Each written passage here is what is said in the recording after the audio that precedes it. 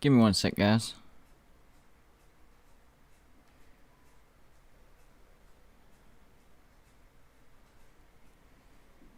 Oh, come on.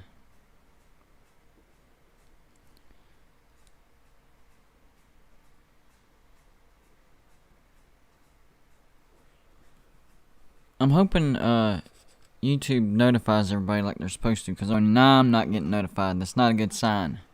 Not a good sign.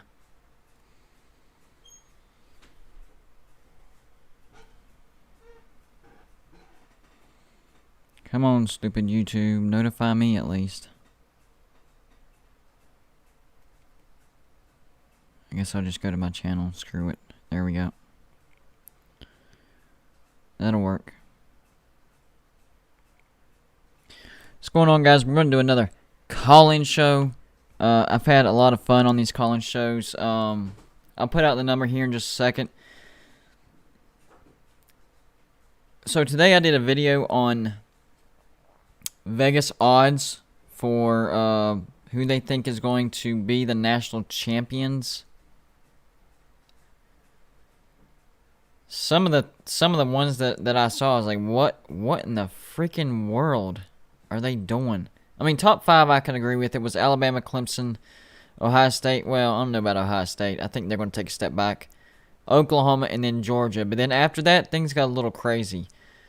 Cincinnati all the way down to like 37. They have West Virginia as having a better shot to win a national championship this year than Cincinnati.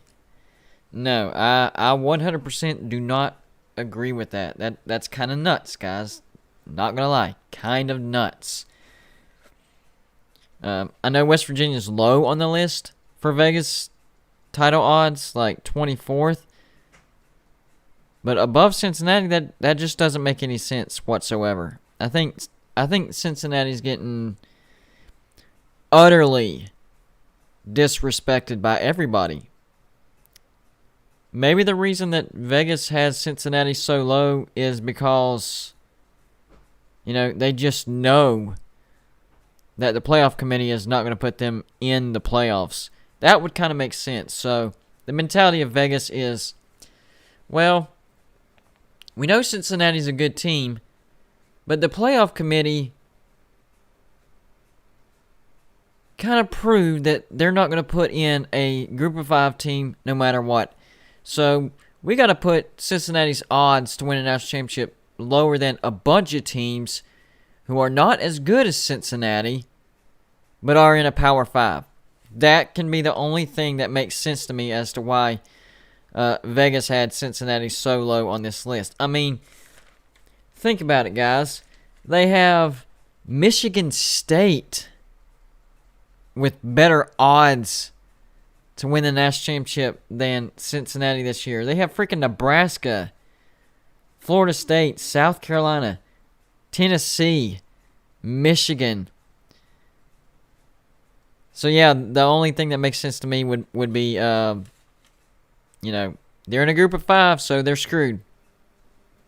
That's basically the only rationale that I can think of why Vegas put them so low. Real quick before I get to the calls, and I'll put out the number here in just a second, I wanted to talk about the coaches in the Big 12. What I want to do, and I'm probably going to do videos on this to kind of go more in depth, but I want to go conference by conference and give you who I think are the best coaches in each conference. Of course, since West Virginia's in the Big 12, I'm going to go with the Big 12 right off the bat. So I wanted to go over who I thought, you know, were the best coaches in the Big 12 this week. Real quick, let's see who's in the chat. Wisconsin fan, he said he'll BRB, be right back. Scott, Talk is Pit. Reform Sports Team Games, formerly known as Basketball Legend. I really wish he would change his name back. That's how I know him. But it's cool. It's cool, man. It's cool. No problem. Talk is Pit. Already Talk is Pit. He already commented twice. Jim Hamricks, he's in the house. OG subscriber right there, guys. Ray Finkel's house is in the house.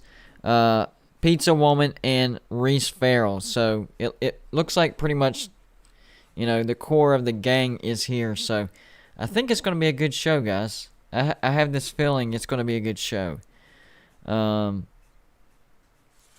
let me talk about the coaches real quick, and then I'll open up the phone lines. Well, phone line. Only have one right now. We'll get more, though. Okay, so for the Big 12, the best coaches in the Big 12, I think number one, no-brainer. All Basketball Legends says he has 2 channels. Okay, I got you.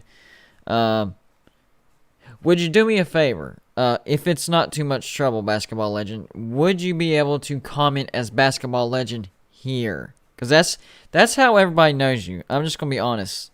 That's how everybody knows you. So, I mean, if you want to watch on both channels just to give us an extra viewer, not a bad idea. That's fine, but comment as Basketball Legend because that's how we know you. All right, so here we go. Best coaches in the Big 12. Number one, no-brainer, Lincoln Riley, Oklahoma. Took over for the legendary Bob Stoops in 2017 and really hasn't missed a beat. He's taken Oklahoma to 4 playoff appearances. He's 45-8. He's pretty much won, not pretty much, he has won the Big 12 the entire time he's been at Oklahoma. So, no, there is no debate here, guys. Lincoln Riley is the best coach in the Big 12 right now. Number 2, I have Matt Campbell, Iowa State. He got to Iowa State in 2016, and Iowa State was in shambles. And I mean shambles. Before Matt Campbell got to Iowa State, they only had 1 winning season in the past 10 years. But since he's gotten to Iowa State, his first year was rocky, 3-9. After that, though, all winning seasons. 8-5, 8-5, a little bouncy year, 7-6 in 2019, but then rebounded nicely, 9-3. And this year, he has Iowa State poised to win the Big 12 possibly. I mean, they still have to get past Oklahoma, but the way I would do it, if I were Iowa State, I would do the reverse of what you did last year. If you're going to lose to Oklahoma, do it in the regular season, and then beat them in the Big 12 championship. That's the recipe, Iowa State. If you beat them in the regular season, it doesn't mean anything if you don't beat them in the Big 12 championship. So if you're going to lose to Oklahoma, do it in the regular season. Now, after number 2, it gets a little muddy. So this is where it might be just a little bit debatable, just a little bit. But at number 3, I have Gary Patterson at TCU. His longevity is ridiculous. TCU doesn't have any business being competitive. I'm just going to be honest with you guys. I know it's a household name now. Everybody takes him for granted. But you take out Gary Patterson being the coach, starting when he did, and TCU is nothing but a doormat in a group of 5 conference. So he's brought TCU to some sort of relevancy out of the obscure. He's 178-74. That's crazy, guys. He had 1 Conference USA title, 4 Mountain West titles, and 1 Big 12 championship. Yeah, that's back whenever he had a share with Baylor, and the Big 12 missed the playoffs, and they decided to bring the championship back. Besides that, 11-6 in bowls. So the dude knows how to win. He's had a rough, I think it's past 2 years. But I think TCU will be fine. He's got some good recruits coming in, and his recruiting classes are starting to tick back up in the right direction. I think TCU will be fine. Number 4, this one is also based on longevity. Mike Gundy at Oklahoma State. Overall record 137-67. He also has 1 Big 12 championship at Oklahoma State. 16-5 in bowls. Mike Gundy is a bowl machine. He knows how to win bowls. In his 16 years at Oklahoma State, he's had 6 double-digit win seasons. A couple of 12-win seasons and 1 13-win season. He had Oklahoma State on the cusp of going to the national championship one year. We forget about that. But he's fallen on some tough times as far as getting good players and doing absolutely nothing with them. Now that Chuba Hubbard and Tylan Wallace is gone, we're going to see just how good of a coach Mike Gundy's going to be, because last year he had all that offensive talent, and good. Great defense, average offense. So he's number 4. Number 5, this is where the newbies start. Number 5, I have Neil Brown, West Virginia's head coach. He got West Virginia to 5 wins in that first year. 5-7. You're like, Golden Blue dude, that's a losing season. Yes, it is. But Dana Holgorsen left West Virginia in shambles. And my prediction for that season was 3 wins to 5 wins at the most. And he hit that 5 wins. So I count that as a win. And then, of course, last year got us to a bowl with the 6-4 record. He's got West Virginia headed in the right direction. And let's not forget about what he did at Troy. When he got there at 2015, Troy was a mess. They were bad. First year he went 4-8, but then after that, 3 straight double-digit win seasons: 10-3, 11-2, and 10-3, with a couple of Sun Belt championships. So yeah, Neil Brown, the 5th best coach in the Big 12, which is not something to brag about at the moment because the coaches below Neil Brown, not doing so good. Number 6 on this list, Chris Kleinman, coach for Kansas State. When he came to Kansas State in 2019, 8-5 right off the bat, winning season, but then last year 4-6. However, what keeps him higher on this list was he was 69-6 at North Dakota State when he was a coach at the FCS level and won 4 FCS national championships. So that was kind of a tiebreaker for Chris Kleinman. So I have him at number 6. Number 7, Steve Sarkeesian, the new coach for Texas. He coached for Washington for, I think it was 5 or 6 years, and he was 34-29 at Washington, so only 6 games over 500, and 12-6 at USC. So overall, he's 46-35. So he's going to prove why Texas should not have fired Tom Herman and hired Steve Sarkeesian. I have no idea why people are saying that was a good hire. It was not a good hire, guys. He's never done any good as a head coach. He's been either average or slightly above average. And last time I checked, Texas standards are not just average or slightly above average. They want to be great again. Texas, you took a step backwards by hiring this guy. He might get a couple of good recruiting classes, but as far as a coach, he's not a very good coach. This was a bad hire. This could put Texas back in a good 2 or 3 years before, maybe they realize before it gets too behind that it was a bad hire. But guys, this is a bad hire. This was not a good hire, Texas. And you will see in the next few years. He's not a very good coach at all. I have no idea why people are singing his praises. I don't care about how good somebody was as an assistant, blah, blah, blah. Being an assistant and a head coach, 2 different things. Ask Dana Holgorsen at West Virginia. Average at best. And we have actual samples of Steve Sarkeesian. Washington, 6 games above 500, and then not a very successful stint at USC. So we already have proof that the dude is not going to be a great head coach. He might be okay, average. Get Texas to a bowl winning season. But Tom Herman was already doing that for you, and he had Texas going in the right direction. This was a bad mistake, guys. Texas should not have done that. That's some people might call it a lateral move. I would call it a backwards move. It's not even a lateral move. It's bad decision by Texas. That's all I'm going to say.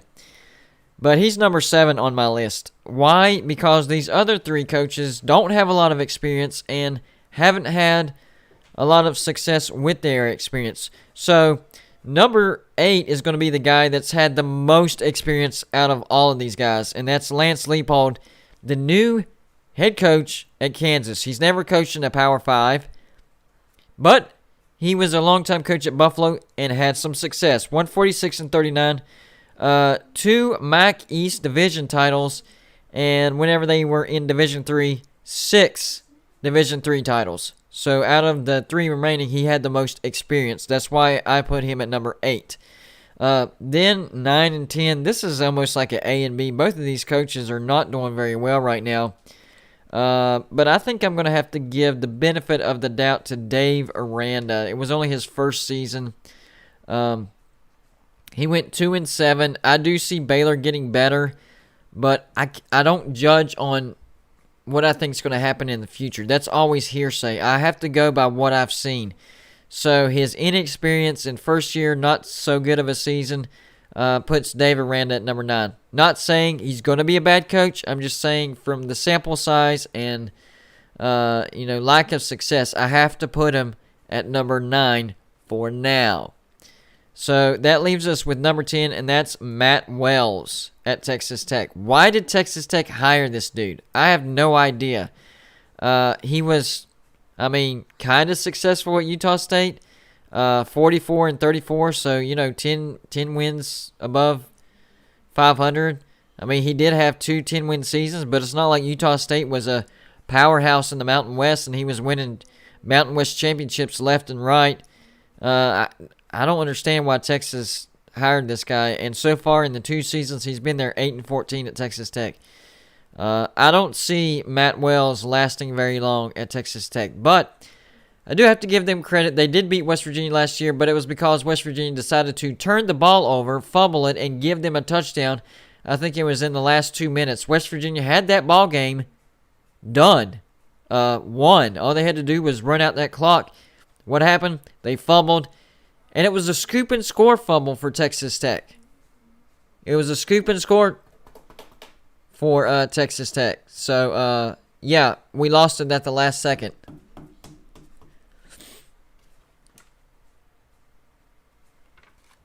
Sorry, kids are starting to get a little loud.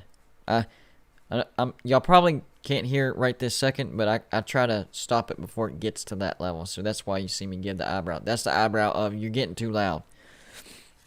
So yeah, it happens, guys. So that's my list.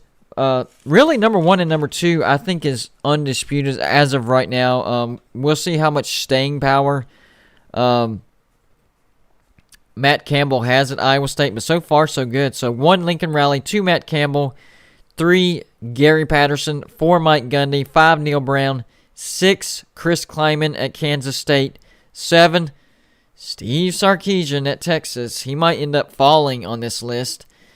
8 Lance Leopold at Kansas, 9 Dave Aranda at Baylor, and 10 Matt Wells at Texas Tech. That's my list of the coaches for the Big 12. I might do a video on that and go a little bit more in depth. We'll see what happens with that. Let me jump off this real quick so I can free this up. So, y'all are officially free to call in, and the number is... See, I can't sign in from my platform, but hold on. Let me hold on 1 second, guys. I might do it through my phone. I think I can do it on my phone. I'll give out the number on my phone. Yes, I can. All right, here we go. Give me 1 second, guys, and you guys can call in. Talk about anything college football related. Questions. If you just have a question or a couple questions you want to ask me, that's fine. Or if you want to talk about something. Just let me enter in the phone number real quick. So what I'm going to do is I'm going to put the first set of numbers in as the word, and then the second one as the numbers. That way you don't get confused. You can either memorize it as blue or the actual numbers, if that makes any sense. You'll see when I type it in. Usually Joey's here to help me out with this, but he's not here, so I'll do it myself. What is it?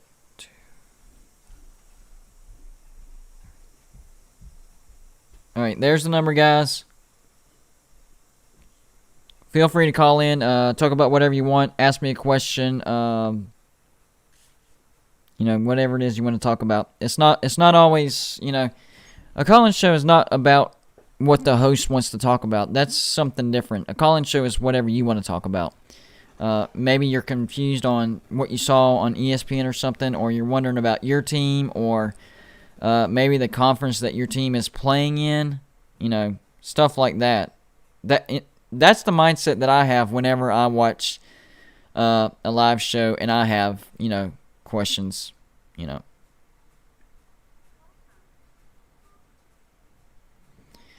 What's going on? Golden Blue Dude here.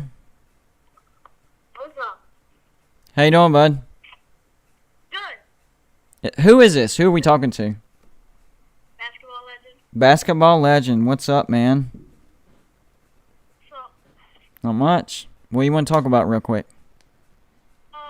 the Texas coach. So, what if he actually does good? If he actually does good, I'll be actually surprised because it would be against the grain of what I've seen already because he hasn't done good. He didn't do good at he did okay at Washington. He was 6 games above 500. But my definition of good at Texas is like they're wanting 10-win seasons. Like 7-5 and 8-4 wouldn't be good for Texas. So if he does good that at Texas, I wouldn't be surprised. But that's not why Texas hired him. Sure. Is there any group of 5 teams that might do really good this season? Yeah. The problem is, They're ranked low. well, it's not that.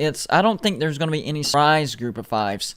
I think it's going to be pretty much the teams that we saw last year take another step forward, like Louisiana, Liberty, Cincinnati. But I do think people don't realize UCF and Memphis, they weren't that far behind those teams. Those teams just had really good years. I think UCF and Memphis could join that group of elite group of 5s. I'm keeping my eye on both of them. UCF with Dylan Gabriel coming back.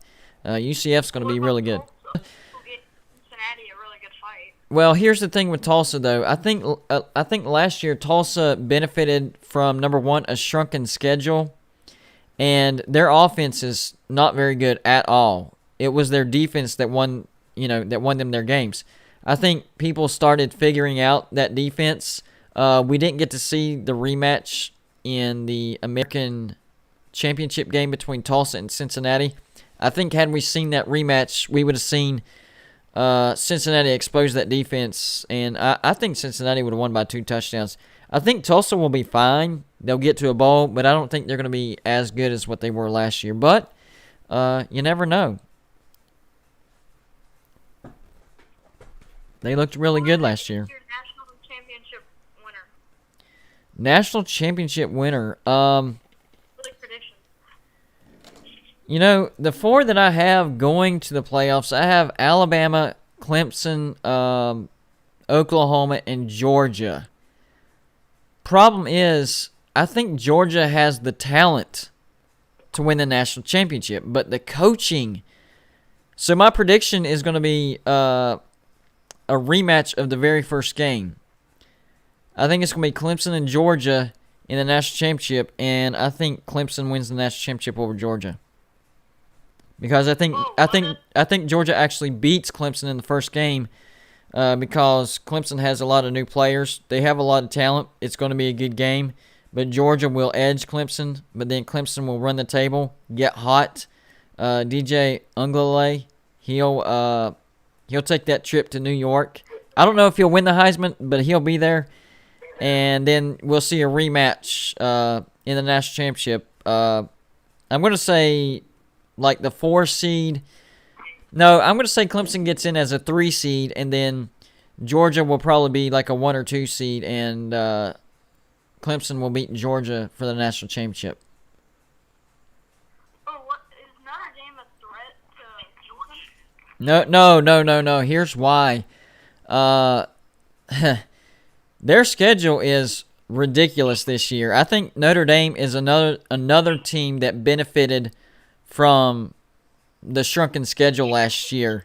They got Stanford is on the rise. They got to end the season at Stanford. They got the Trojans. They have Cincinnati. They have North Carolina. They have a lot of teams that could beat them. And I think Notre Dame gets at least 2 losses this year and misses the playoffs. They'll be in the conversation, but they're not going to make it. Could a Pac-12 team get in somehow? It depends on Sneak their way in? it depends on if they cannibalize each other. Yeah. We saw that last year. The problem with the Pac-12 is they cannibalized. He had an outside shot of making the playoffs if they would have won the Pac-12 championship. What happens? Well, Washington, who was really the best team in the Pac-12 North, turned out couldn't play in the Pac-12 championship because they had COVID issues. So, Oregon, a terrible team, ended up getting to the Pac-12 championship by default, and then they beat USC because USC was inconsistent all year, and everybody was like, they're gonna lose one of these games they're not supposed to lose, and lo and behold, it happened to be in the Pac-12 championship. So, but I will say this: if the winner of the Pac-12 South Division can somehow get through the season with only 1 loss, that would give them the best shot, because I think Arizona State and USC are the 2 teams to watch as far as who could come out of the Pac-12. Washington, I think, will still be the best team in the North, but Oregon is getting all this hype, and I do not think Oregon is going to be all that good this year at all. I don't. All right, last question. Will Coastal Carolina still make top 25 this year? That's a good question. You know what? I'm going to have to look over their schedule to see about that. It depends on what their schedule is. I know they play in the Sun Belt, and the Sun Belt's going to be tough. And their non-conference games will be against Kansas. I'm going to have to... And Kansas is bad, so I expect them to win. But, I think I'm going to have to go against the majority and say, no, they're not going to make it to the top 25. Not because they won't deserve it. I just think that's how the cards are going to fall for them this year. A lot of teams that weren't good last year will be good this year, and they'll kind of, not make it by default. They'll deserve it, but by default, they won't make it. All right. So, yeah. I appreciate you calling in, man. Make sure to call in next show, too, all right? Oh, yeah. All right, have a good night, bud.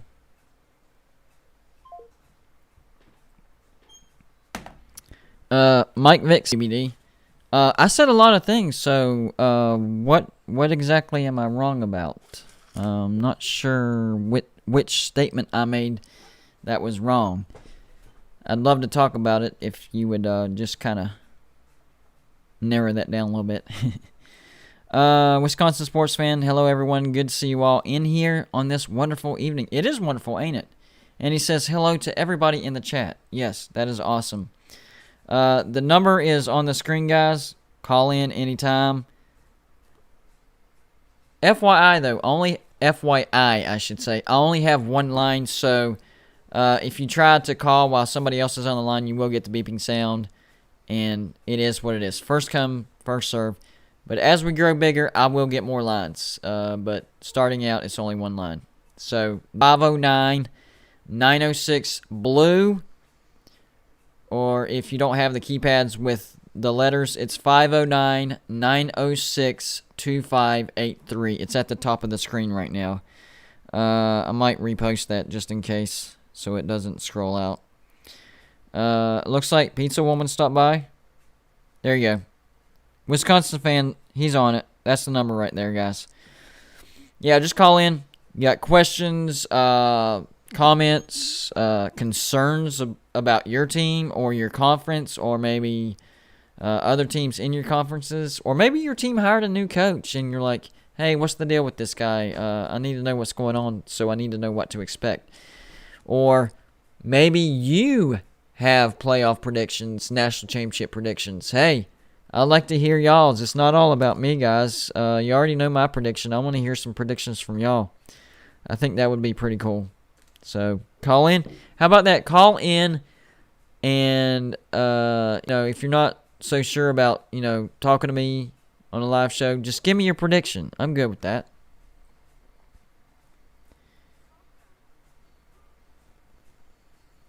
What's up, Golden Blue Dude here?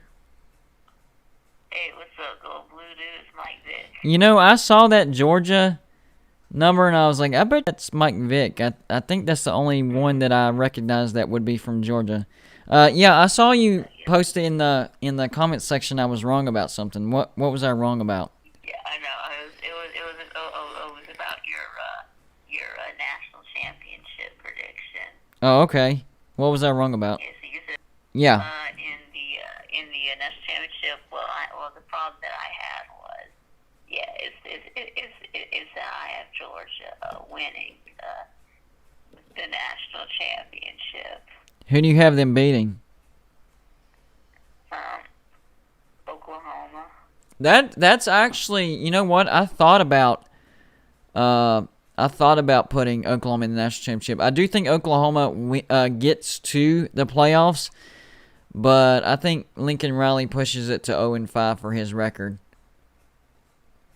Hey, hold on 1 second, Mike Vick. Hey. Can you get me a towel? Sorry, real life. Go ahead, man. Yeah, Oklahoma. I think they make the playoffs. For sure. I guess it depends on how Iowa State does. But I think Oklahoma has Iowa State's number, and it's a mental thing. And I think it's one of those deals where, they're beat before they even get on the field. As far as the Big 12 championship game, Iowa State's not used to that type of success. Right. So you have Oklahoma as the Big 12 champions and getting to the national championship. That's right. Who's your 4 teams? Who's all 4 teams? Yes, my 4 teams. I have Georgia, number 2 Oklahoma, number 3 Clemson, and number 4 Ohio State. Oh, so you're leaving out Alabama altogether. Okay. That's pretty bold, but I can handle that. So having said that, who do you think knocks Alabama out of playoff contention? Because that would mean that Alabama has 2 losses. Who's going to be their 2 losses? Yeah, well, I think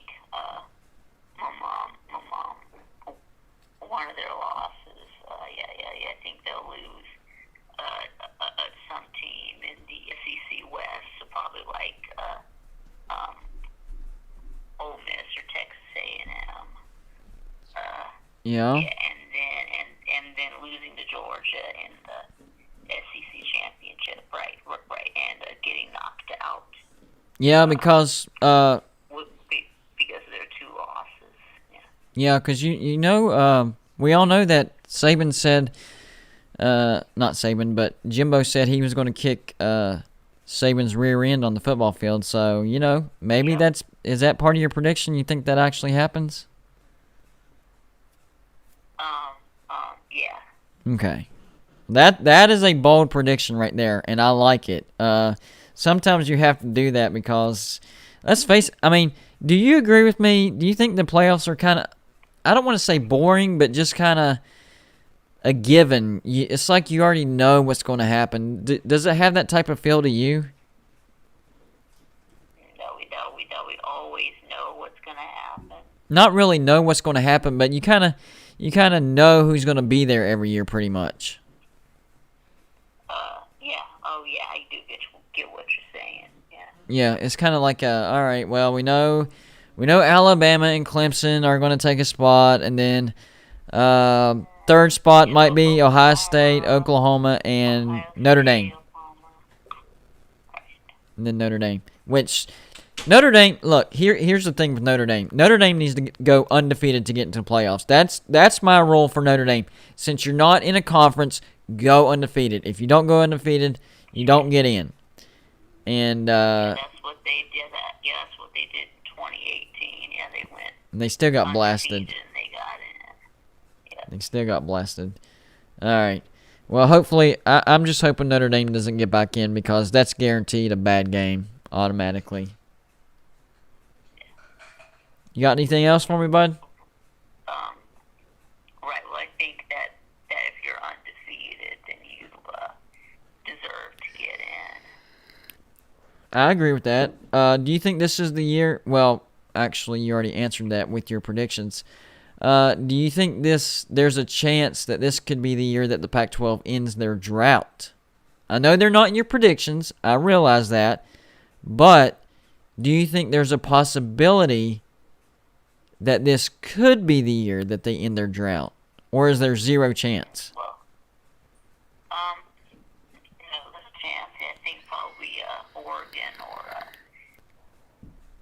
USC. Yeah, I wouldn't be surprised if one of those teams.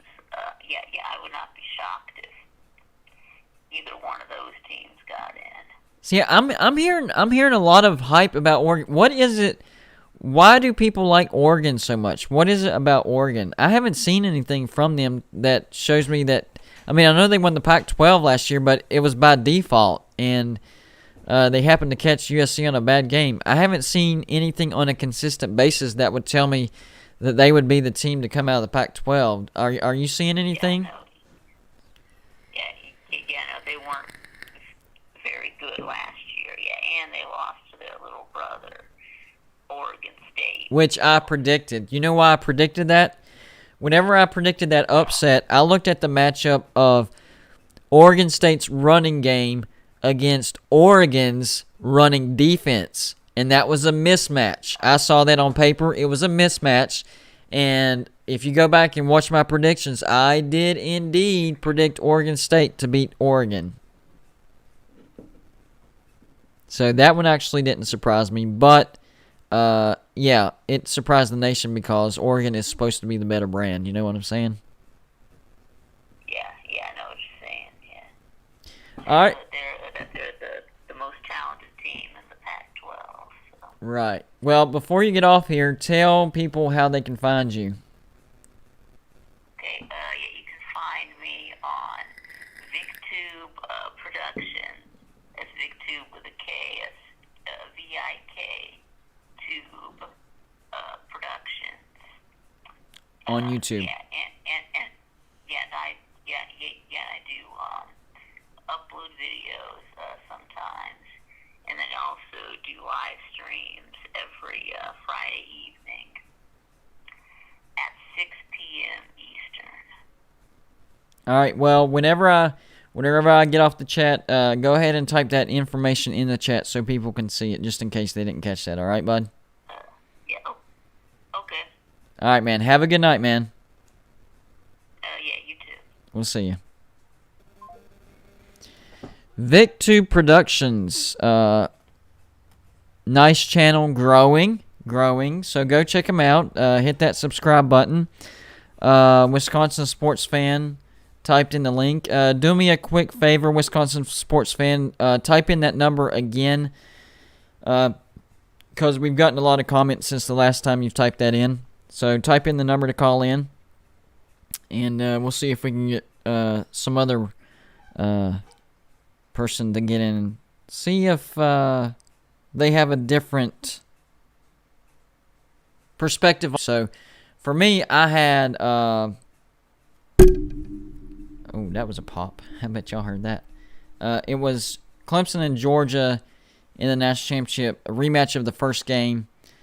I think Georgia beats Clemson the first game because of experience, but I think as the year goes on, Clemson starts to gel more and more, and they get better and better, and that defense is going to be dominant.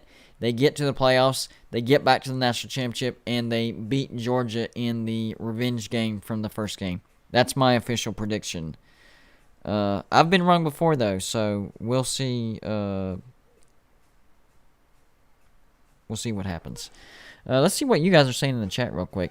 I noticed some of y'all have actually typed in some predictions in the chat. All right, we got a call. Hold on. What's going on, Golden Blue Dude? Hey, it's Dawkins Pitt. Oh yes, I kind of figured it was a Pennsylvania number, but you never know. You never know. What's up, man? Oh, well, to you talking about the Big 12 got me thinking about who is the last true Big 12 team we ever played besides you guys, because technically you guys were in the Big 12 when we last played you. Right. But besides you guys, it's actually Texas A&M, and we beat them. When was that? 2003. 2003. And what was the final score on that? 37-26 Pitt. 37-26. So the last time Pitt played a Big 12 team, Pitt prevailed. Yeah, and Larry Fitzgerald was still playing for us. Oh, yes. People forget about that. Hall of Fame wide receiver. He will definitely... Yeah. You think he'll be first ballot? No. I think he could be. I think he could be. Yeah, but... I think he could be. That's going to really hurt him. That could hurt him. I mean, he got there, but it didn't help. He lost to the Steelers. That's true. That's true. But his numbers, I mean, you can't really argue with that. I mean, the dude, he'll get there. Yeah. So you're saying it's not first ballot. I got you. Yeah, it's not first ballot. I think after he retires, which there's rumors he's supposed to play somewhere else, but I Really? thought he was retiring. Yeah, me too. So if he's playing somewhere else, I'd like him to go back home to Pittsburgh, even though he's not from Pittsburgh. That's where he obviously went to school. Either Right. go back to the Steelers for 1 year because they could use it, Right. or go to my favorite team, Green Bay. Yeah, I could see that. I think if he were to go to Steelers, him and Roethlisberger, that would be an interesting combination. I would be very interested to see that. Very intrigued. That'd be a lethal combination. Yeah, I think you're right about that. Because I think, Oh yeah. and the cool thing about both of those guys, as far as Fitzgerald and Roethlisberger, is I think they're at the same point of their career. I think they still have some left in the tank, but they know their days are numbered. The difference is Roethlisberger does have the Super Bowl. I mean, he straight up beat Fitzgerald in that Super Bowl. But as far as the point of their career, you know, they still have something left in the tank, but they know their days are numbered. But they want that last run, and it's a shame. Fitzgerald kind of reminds me of Randy Moss. Freak athlete with no Super Bowl. I was always pulling for Randy Moss to win a Super Bowl after he matured. When he was kind of immature, I don't know. But the dude was a freak. He definitely was. I mean, the thing about Arizona is Larry Fitzgerald was in a situation like Aaron Rodgers is in a situation now. He was never surrounded with the caliber quarterback he needed to throw to him. I mean, of course, you had Kurt Warner, who I think actually won a Super Bowl with St. Louis, if I'm not mistaken. Yep. Or did he make it and lose? No, he won a couple in St. Louis, and he was the one that got the Cardinals with Fitzgerald to the Super Bowl and lost to the Steelers. But that was it. After that, I mean, they haven't really had nobody until now, and Kyler Murray, who I think is probably, I think he's a lot better. I think he's like Russell Wilson. Like, that's my personal opinion. I think Kyler Murray he reminds me of Russell Wilson. A little bit faster, though. A little bit faster. What's that problem? A lot of interceptions. Oh, okay, I got you. Yeah. A lot. Well, the problem, you hit the nail on the head. People don't realize these short quarterbacks, they can't see over their offensive line. That's why I think Drew Brees was so underrated. The dude knew how to get his gaps as far as between the offensive linemen so he could see his wide receivers. And, you know, he could throw the ball really, really hard. He had a strong arm. Right now, yeah, that's the problem with Russell Wilson and Kyler Murray is they're not being able to pick out those gaps. And whenever you're short like that, you have to do that because you can't guess on routes like that. That's why you're throwing interceptions. You have to get your gaps between your offensive linemen because you can't see over them. Most definitely. And I've always tried to give credit where it's due with Russell Wilson and Kyler Murray and all the short quarterbacks. Yep. The only short quarterback that I've ever actually enjoyed watching was our quarterback, Rutherford. You remember him? Yep. I do. He's the quarterback who actually holds more victories over West Virginia than anybody, even Dan Marino. Yep. What wasn't it like 3? Yeah, throw that out there. Was he undefeated or was it 3? I think. Okay, hold on. I think it was 3. I think it was 3. When he played 2006. Yeah, that had. The quarterback before Tino Sunseri.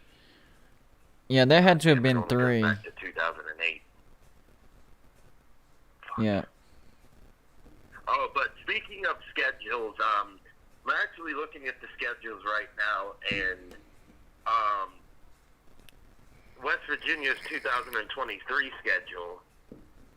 You play 2 Division I teams from Pittsburgh. 2 Division I teams. What are their names?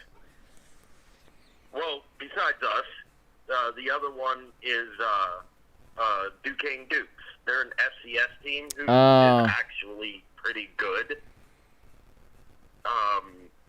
They have beaten Notre Dame before in their school history. Yeah. Well, So, I know you're going to wallop all over them. If you don't, I'm going to absolutely never let that go.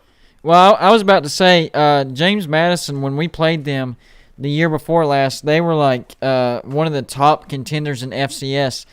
And we had a terrible team. That was the first year of Neil Brown, and Holgerson left us with absolutely nothing. And, dude, they battled. They had the lead there for a minute. I mean, eventually we won 20-13, but that team was tough. So, that being said, even if Duquesne is really good, West Virginia is not at the bottom of the barrel like we were the year before last. So, I expect West Virginia to... No, you're not. That's why I think you're going to destroy them. Right, exactly. I mean, there you go. It's great because the technology now allows us to look at schedules a couple years ahead. Right. Thank goodness. And back in 2023, for us, we start playing a whole bunch of Big East teams. We play you guys, and then we play Cincinnati. Oh, yeah. What do you? I'm really looking forward to the next year, dude. I really want you to come to Pittsburgh so I can have you going back down country road crying. I'm coming. One last. I hope you do. One last. Oh, that's a lock. I'm telling you right now. And then you're coming to Morgantown, right? Oh yes, I've actually already been to a backyard brawl in Morgantown. It's crazy, ain't it? It was crazy because it was '97. I was a young kid, and we beat you guys at the last second. Yep. There you go. So I've been there. It's crazy. But what were you gonna say? Are you practicing for when you have to sing Country Roads? I've been singing that song since I was like 4. All right, so you know the words. You're good, right? Yes, I know the word. I Okay. know it's West Virginia sucks. They think they're better, but they're really not. That's the word. Got it. I got you. I was on Uncle Lou's live stream this morning, actually, and we were ripping on West Virginia. Oh, I didn't catch that. He What? was he was loving it. He was like, "You definitely got to come back on because you're a funny dude." And he asked me why West Virginia fans will never admit that because he didn't know Pitt had a large lead over West Virginia in the series. He thought it was close. He had no idea it was that far. Overall, yeah. Yeah, and he was like, "Why do West Virginia fans never admit that?" And I was like, "Would you?" Whoa. West Virginia fans do admit that, but all of those wins came back in the 50s, 60s, and 70s. Like, well, I've done an actual video of what's happened, since I was born. We've dominated, but... Oh, no, I know. I was in it. I mean, I love that video. That video got me so much hate.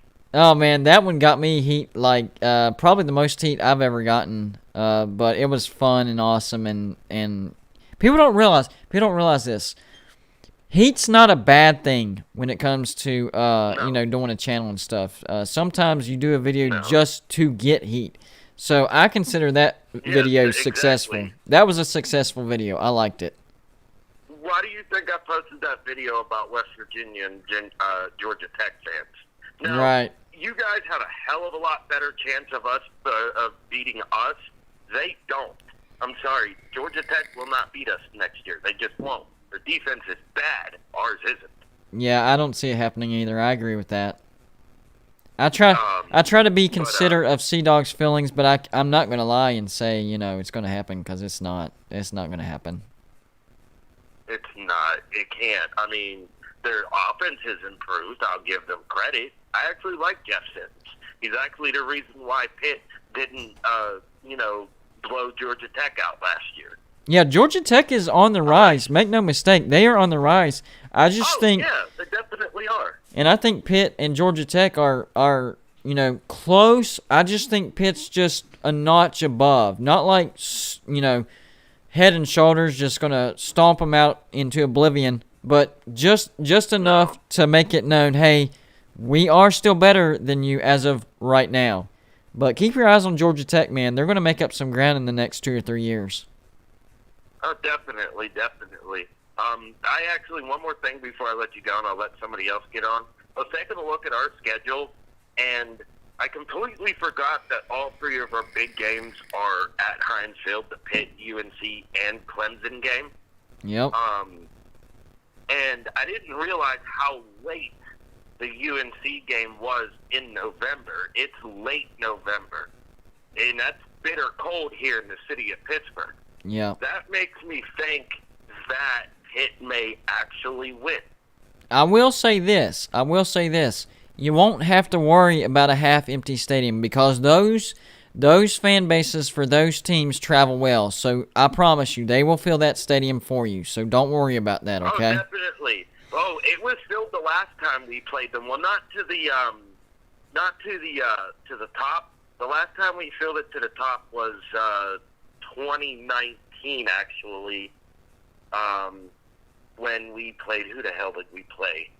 Can't remember, but we ended up getting 52,000 people into this dance. Nice. Hey, do y'all have like a saying, okay, when that happens, I'm just curious about this before I let you go. So, what you just said about to the top, y'all should do like a brand like that, because it sounds to me like, y'all have good crowds, fairly often, but filling it to the top is a big deal. So why doesn't Pitt brand that to the tops? There has to be some type of branding in there that would sell T-shirts and stuff. I guarantee it. I don't know how you would. I don't know how you would word it, but there's something there. Well, from what I've seen online, especially from the Pitt groups I'm in, most people buy those what the fuck? Blitzburg. So whenever we get a defensive player commit, those T-shirts go they sell out constantly, because we're all about defense up here in the city. That's why our offense is so bad. Right. It's not bad this year, and Uncle Lou even said, because he was taking a look at our roster, and he was like, "Who's this big Michael Statham Jr. dude? Is this really how big he is? Because he's 6'7", 370. Yeah, he's a big dude. And people, Mountaineer Mike was ripping on me when I was on the phone with Uncle Lou. And he's like, well, big dudes can't move. Mm. Said who? Look at Sewell from Oregon. Yeah. What about the defensive end Warren Sapp. from Nebraska, Ndamukong Suh? That dude was fast and big. Oh, yeah, but Pitt beat him. Pitt was able to hold their own against Ndamukong Suh when they beat him in 2013. That was a great day. Yeah. But he's fast, though, is the point. Like, the dude has got quick feet. Yeah, he's big. He's fast. But he's well built. He's not like when you, all right, go back on our highlights on our spring game. Look for number 71. Okay. You're going to see that it's well put together. So he sticks out, is what you're saying. Yeah. Okay. He's built. Okay. And then all of our other offensive linemen, even our right tackles, are 6'7". Okay. Our guard 6'7". I got you. We're going to be good. 9-3, 8-4. We're not going 7-5. I would go 7-5 or 8-4. Just because those 3 games you mentioned, especially North Carolina and Clemson, I just think those are automatic losses. So probably a slip up here and there. You have a chance of beating Miami? I think you have a shot, but things would have to come together. I mean, I think that's a loss. Like, if I were to do a video on Pitt right now, I would call it a loss, but it wouldn't stun me if Pitt beat Miami. Not because I think Miami's better, or I think Pitt is better. It's Miami has these bad games that come out of nowhere, and you never know. Pitt could be that bad game that comes out of nowhere. It has happened. Yeah, exactly. So it wouldn't stun me. I'm not going to predict it. I'm not going to predict it, but it wouldn't stun me. Definitely. Well, I'll let you go. It was nice talking to you, and I'll see you in 2022 when you lose. Well, I'll be there, but we're not losing. But have a good night anyways. All right, well. All right, good night. All right, bye. Talk is Pitt. Yes, West Virginia and Pitt fans can talk without ripping each other's heads off. I mean, we still argue and you know, have different opinions, of course, because we are rivals, but, you know, we don't hate each other. We hate each other's teams, that's for sure, but, you know, we're people and we don't hate each other. Let's see. A new name I'm seeing in the chat. John, I'm probably going to pronounce your last name wrong, and I apologize. Is it Velicki? Velicki. One of those has to be correct. Velicki, or V-Licky, or V-Licky. I don't know. V-Licky. That might be it. V-Licky. Anyways, glad you could stop by. I hope you're enjoying the live show. I do videos every day, regular videos, but the live shows, which are now call-in shows, very happy to report, Fridays and Mondays at 9 p.m. So, appreciate you stopping by. Jim Hamrick says, West Virginia will be going to the Big 12 championship. Whoa. Talk about a bold... That's a bold prediction. Man, a lot of things would have to fall our way. I will say the one thing that is in our favor is we do get Texas and Iowa State at home. But the one bad thing is we do have Oklahoma on the road. But other than that, we don't have any like really tough road games. But man, I can't bring myself to say it. I can't do. I want to do it. I wish I could, but I can't bring myself to do it. Wisconsin fan, post the call-in number one more time. I'm going to try to get in one more call. So this is last call. I'll call it last call. Last call, guys. He's going to put up the number, and whoever gets in first, you will be my last call of the night, and we'll get out of here. And I've had fun, though. I've had fun. That was awesome. Oh, he said I did good the first time, so Golden Blue Dude scores again. In one of those pronunciations, I got it right. I don't know which one I got it right, but one of those I got it right. One of them, I got it right. So I'll take that win. Awesome. Wisconsin sports fan says, I'm planning on going to the Iowa State game. For me, I know I'm going to the Texas game in Morgantown. I'm going to try to go to the Virginia Tech game. I'm not sure about the Iowa State game. I'd have to look at when that was going to happen. And I don't know. I don't see West Virginia winning that. So I know you have to have faith in your team, but I don't know.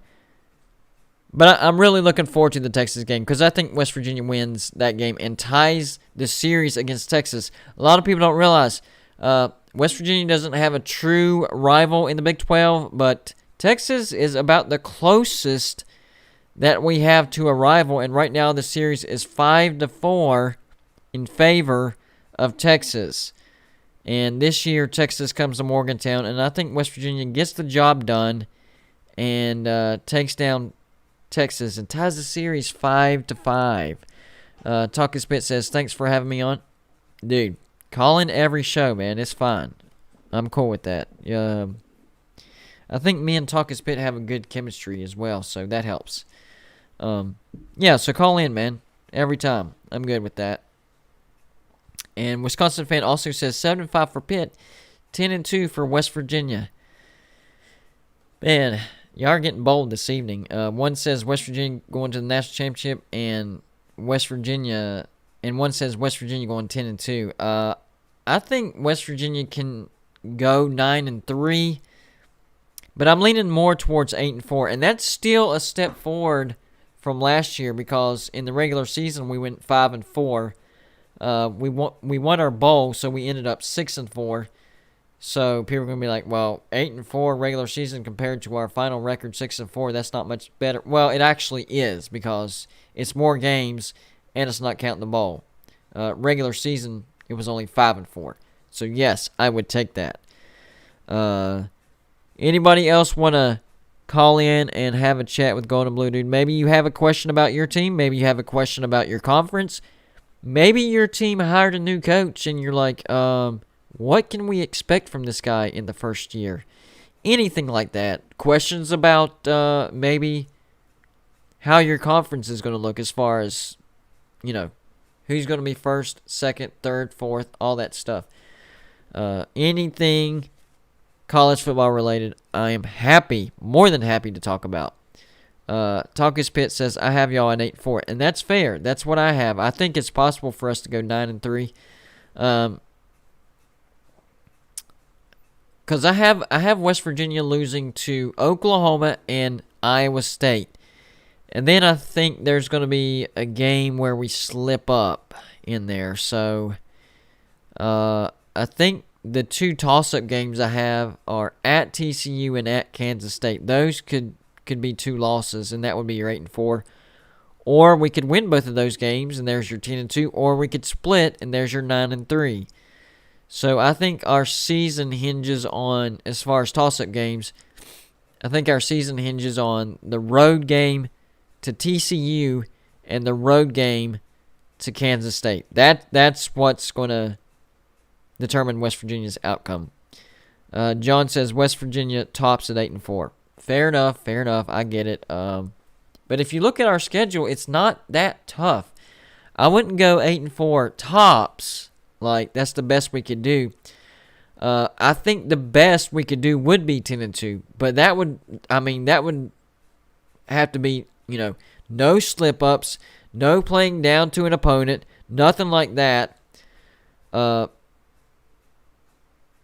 I just don't see that happening. And I think we lose one of those two games at TCU and at Kansas State. Those are the two games I'm really looking at because I have I have the Iowa State and Oklahoma game as automatic losses.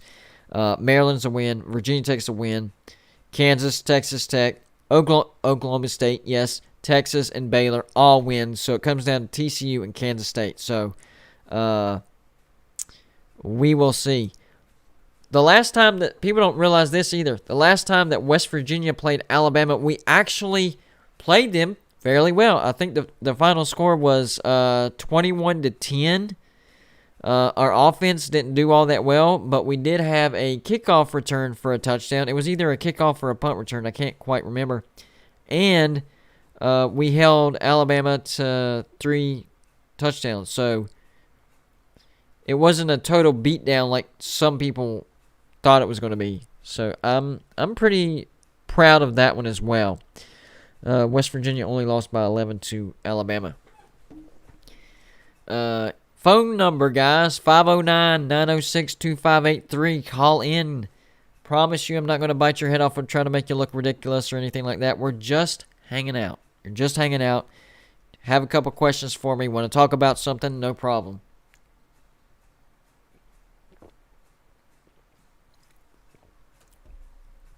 Sorry, my mouth was getting dry, so I had to wet my whistle. Jim says Iowa State stumbles, West Virginia goes 11-1. Wow. Now we're getting more and more courageous on that. We'll see. A Deaf Boy says, worried that Oklahoma State finds a way to beat us again. Well, I don't think that's going to happen. Number one, it's in Morgantown, I think. I'm pretty sure it's in Morgantown. They lose Chuba Hubbard. They lose Tylan Wallace. All they have left that's worth a hoot on offense is Spencer Sanders. And he was actually their biggest problem.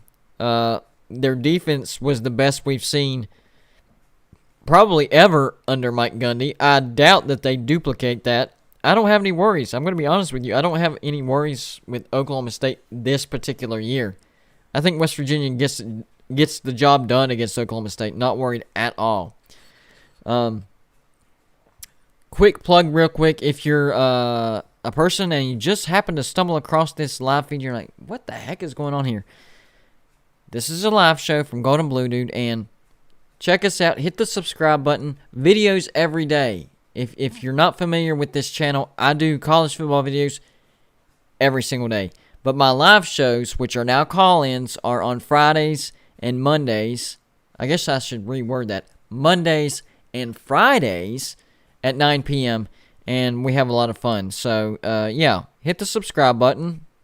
And if you decide you don't like it, you can always hit subscribe. But you don't know unless you actually hit it and check out the channel. So give us a try and see if you like it. J&J Outlaw Sports. I like this guy. I hear you talking about Georgia Tech playing Pitt in Pitt and cold weather helping you. It is not. They say that to Bama all the time. Snowmen ain't going to help you. Alabama can play Pitt in Halifax, Canada. There you go. Wisconsin says, don't worry, legend. It takes time in editing. Have patience because you'll get there if you do everything necessary. I shout you out at the end. And that is correct. And Basketball Legend has 2 channels, if I'm not mistaken. The Reform Sports Team games. So if whenever y'all get off this live show, go check out his channels and hit that subscribe button to give him some support. This might be D4. We'll see. What's up? You're on with Golden Blue, dude. Hi. What's up? Who are we talking to? Anonymous. Anonymous. Is this Basketball Legend again? No. I believe it is. But that's alright because nobody else was... Basketball Legend. It's alright, though, because nobody else is calling in, so I'll let you be my last call. Alright. You're good. Go ahead and tell everybody about your channel real quick. What, my new channel? Whatever channel you want to talk about. Oh, my new channel for sports team games. It's basically my team's basketball games. But we don't really get to play right now. And then I also can't record the games right now. Because I forget my stand every time. Do you have a capture card? Capture card, what's that? That's where you can go live and show it on the screen. No. Get you one of those, and you can do more live shows and gain subscribers that way, too. I can't go live on my phone. Oh, I thought you were doing it on your laptop. I got you. I Cup, so I was like, it would probably be smart not to go on YouTube, make a channel. I gotcha. No worries. One bad word and I get expelled. That's true. What about your other channel? How's it doing? What, Basketball Legend? Yeah.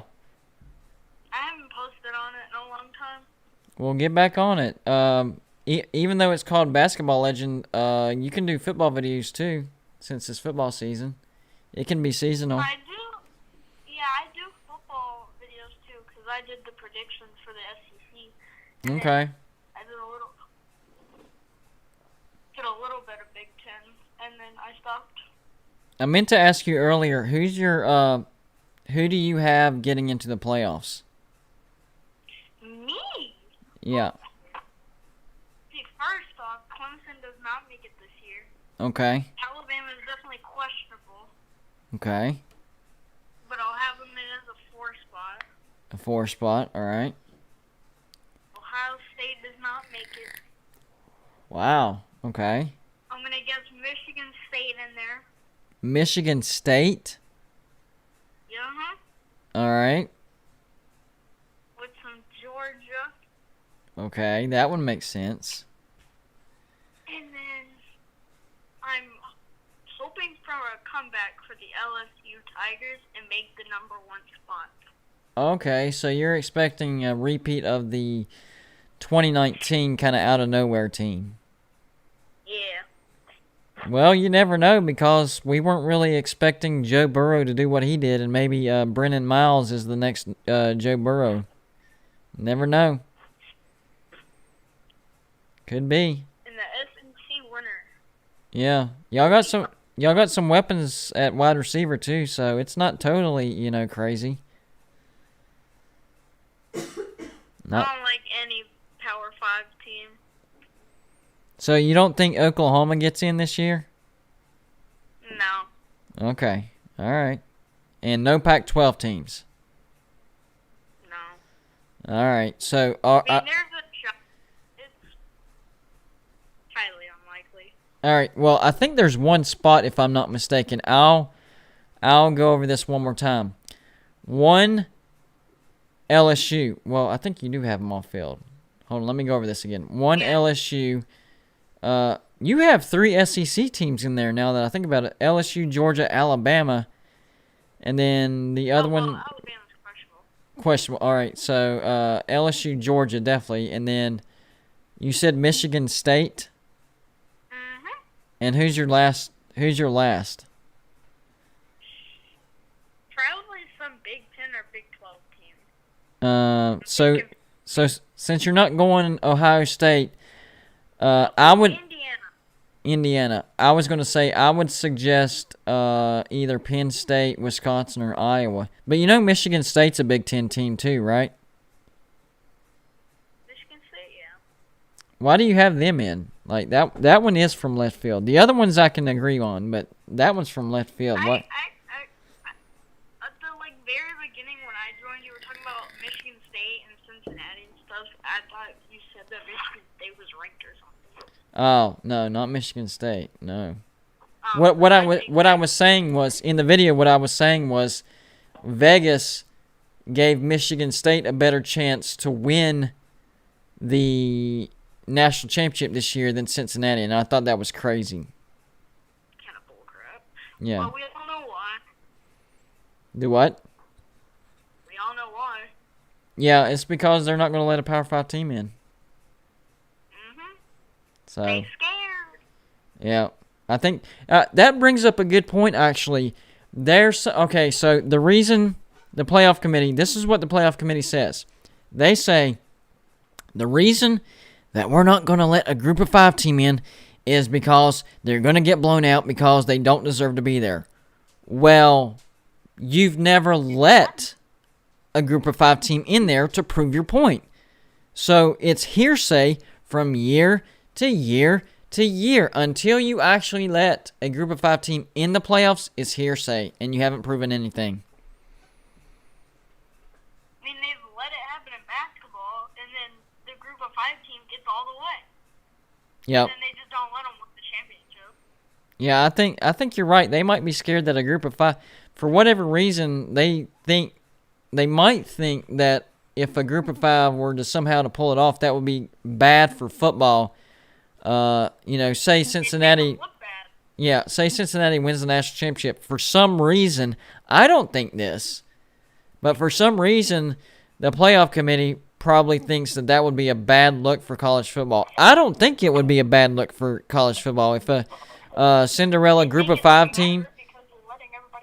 Exactly. If a group of 5 team got in and they were that good and they won the national championship, how is that bad? That proves that if you're good enough, anybody can win it.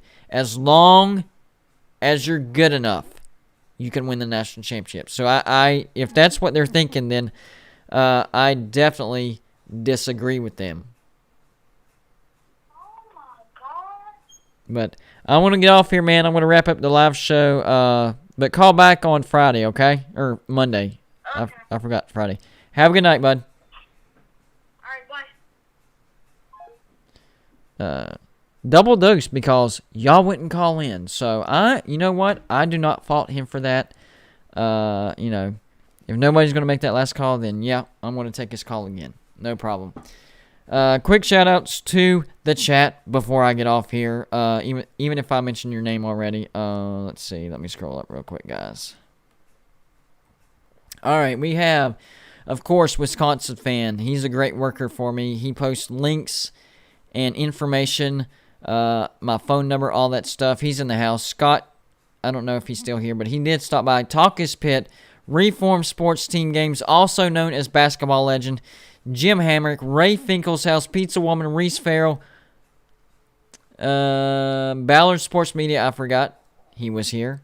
I think I already said Pizza Woman. Michael Vick, yeah, he was on the phone. Cole Converse, let's see. Lost Aggie 66, he's starting to become a very active subscriber. I appreciate him. And the new guy, I'm getting to you. I didn't see D4 in the chat, so that was a little depressing, but he'll get back in here sooner or later. Here we go. John Valecki. I think that's what I'm going to go with. John Valecki. That's your name. John Valecki. That's how I'm going to pronounce it. Traveling Fools was in the house. Anybody? Oh, J&J Outlaw Sports. By the way, go check out his YouTube channel. He has a pretty good YouTube channel. He's about to hit 400 subscribers. He might have already hit it because he was close the last time I checked. But anyways, go check him out and support him and hit that subscribe button. Did I miss anybody? I think we're good. A Deaf Boy, he was in the house. And I think that's going to do it, guys. As far as the drawing goes, Joey had a trip in the morning, and it takes 3 hours, so he had to go to bed early. So I'm going to do the drawing on Monday for the Patreon members that have joined. I know Jim is a member, D4 is a member, and somebody else was too. But I'll go back and check the list. But on Monday, I'll write them down on paper, put them in the hats, and then draw right in front of you. So Wisconsin says he's at 398. So there you go. Go over to J&J Outlaw Sports and get him to 400 subscribers. I know we have some people in here that are not a subscriber of his. So go and support him and get him to 400. And I know he would greatly appreciate that. I'm 100% sure that he would greatly appreciate that. So the drawing, just the drawing. Some of y'all might know what's going on. So here's what we're drawing for right here. It is a wood sketch of a picture. This one I had him do for me for a football shape. It doesn't have to be a football shape. It can be a regular picture. Whatever, all you do, we're going to draw. And whatever we do, you're going to send me whatever picture. It can be a picture of yourself, of your team, of a stadium, of your family, whatever it is. And the winner that I pick will win that for absolutely free. Usually he charges about $45 for those. So it's a fairly good, it's a decent it's a decent price. All you have to do is join the Patreon page, even if it's the lowest level, $5 a month, not that big of a deal. And, of course, you'll get all the other benefits that go with that. The drawing will be on Monday because Joey will be back. So, we'll do that on Monday. And right now, there's not very many Patreon members, so the chances of winning that prize are actually pretty good. Once we get, once our Patreon fan base gets bigger and bigger, that's when your chances go down because there's more names in the pot. But right now, you have a good chance of winning it. We will do that drawing 100% on Monday, and we'll see who gets that. And then whoever wins will probably get that by the end of the week. So that will be the time frame. I appreciate everybody that stops by. I had fun. I hope you had fun. And don't forget to keep your eye out for another Gold and Blue Dude video tomorrow because we're approaching a year straight of a video every day. And John Valecki says, nailed the name pronunciation. I knew I could do it. I've had a good day. That officially makes it a good day. I hit that right on the head. I had fun, guys. Yeah, don't forget to keep your eyes out tomorrow. Another video coming at you. And I think it's going to be about a month, 45 days from now. I'll have to go look at the timestamp. We're close on that year straight of videos every day. And I'm going to get there. So we'll have some sort of celebration when I hit the year straight of at least one video every day. So keep your eye out for that as well. Y'all have a good night, and I'll see you on the